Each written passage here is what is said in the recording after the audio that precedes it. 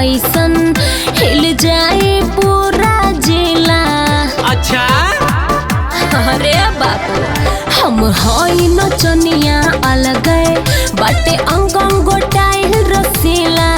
हम हिला देव कमरिया ऐसन हिल जाए पूरा जिला। ज्यादा बना ना रगिली कानो ठोक दी किली बजे बोला तारू बढ़ के कर के।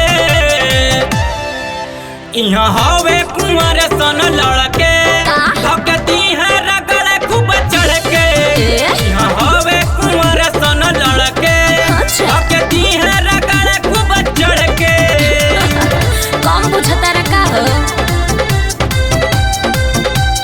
म्यूजिक बाय विवेक राव।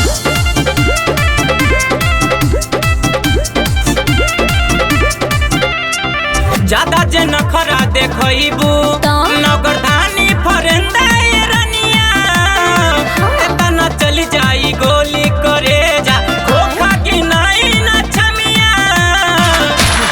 काटा पे सटा करैबा बटे चोली में हमरा मिसाइल लहंगा में बलहल केला।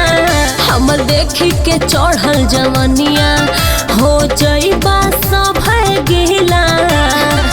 मजली है पूरी नाइट बाबी जाज भाई टाइट लगबू कहरे कमर के पकड़ के। का करबो यहाँ हवे कुंवर सन लड़के धकती है रगड़ खूब चढ़ के। यहाँ हवे कुंवर सन लड़के धकती है रगड़ खूब चढ़ के। देखो ढेर रंगदारी मत करो। हे सुन ये हमार जिला है रेला जइबे रे रेला जइबे।